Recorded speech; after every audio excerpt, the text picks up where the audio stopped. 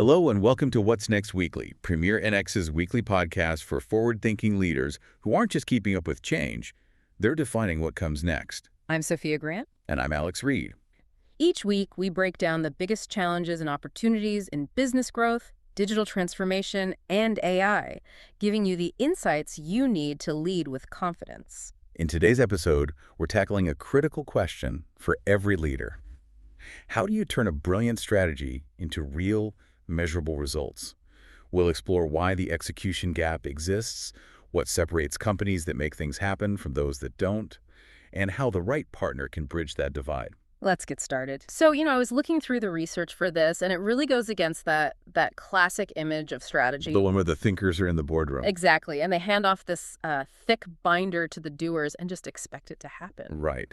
And the research suggests that's actually a fatal error, that separation. It just doesn't work. It's a complete disconnect. It is. I mean, if you can't execute a strategy, it's not a strategy. It's just a theory. A nice idea. Yeah, a nice idea in a PowerPoint deck. Yeah. The best companies, they don't see the big plan as the thing that creates value. So what do they look at? The initiative. That's the real unit of strategy. Yeah. The value comes from how you design and manage those specific projects. That feels a lot harder, though, because most companies are, well, they're built for repetition, for efficiency. That's the central conflict. You really have two different ways of operating. Two modes? Two modes. First, there's delivery mode. That's your business as usual. It's about flawless, joyful routines. Doing what you promise the customer every single time. Exactly. And that needs stability. But then you have the other mode. Development mode. Right. And that's about breaking things, testing, learning. It's about finding new growth. And the problem I see, especially with mid-market companies, is that they're almost completely optimized for delivery. 100%. So how does a CEO carve out space for that development work without, blowing up the day-to-day operations? Well, the first thing is you definitely don't do it with these vague chapter headings. Chapter headings? Yeah, you know them.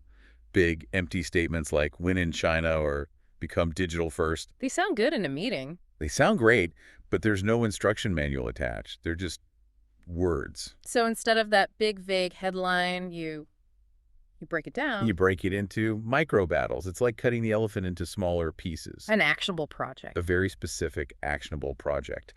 But here's the part that feels a little counterintuitive. Okay. The goal isn't just to succeed right away. The goal is to race toward the first point of failure. Wait, you're trying to fail? That sounds like a tough sell. You're trying to fail fast, on a small scale. So you can find out why an idea won't work on Tuesday. And fix it by Wednesday. And then you can scale it. But you're right, most company cultures, they punish failure, which brings up this great analogy. Is your company running a cruise, or is it a regatta? I'm guessing the cruise is the comfortable option. A cruise is for relaxation, right? Everyone gets along, the path is set. Smooth sailing. But a regatta is about winning. There's tension, there's conflict. If a sail breaks, you hold it up yourself, because speed is everything. High-performance teams? High-performance teams thrive in that regatta mindset, but it needs what you might call a culture of truth. That makes me think of the stoplight framework. I've seen leaders get a dashboard where every single project is marked green. And they feel good about it. They do. But if everything is green, someone's hiding something. Of course, a dashboard that's all green is. It's suspicious. In a regatta, you need that psychological safety. You want your team to flag a project as yellow or red the second they're worried. Because it's better to hear, I think this might go off track, Than to hear we failed 3 months too late. But that intensity, running a regatta while also keeping that delivery a cruise ship afloat, that sounds incredibly resource intensive. It is. For a mid-market CEO, how do you find the capacity for both? That's the thing. You usually can't do it alone. This is really where the right partnership becomes so critical. So this is where Premier NX comes in. It's what we see constantly. Our role isn't just to consult on strategy. We're there to be the execution partner that bridges that exact gap. Helping to run those micro battles to keep that regatta mindset going. Exactly. We help manage that tension so the internal team isn't just completely overwhelmed. It allows them to focus on delivery. So in a way, you act as the stabilizer that lets them innovate without capsizing the whole operation. That's the goal. Turning the vision into actual value instead of just letting it be a document that sits on a shelf. And that brings us to the end of our discussion on turning vision into value. We hope this gives you a clearer framework for bridging the gap between strategy and execution. Absolutely.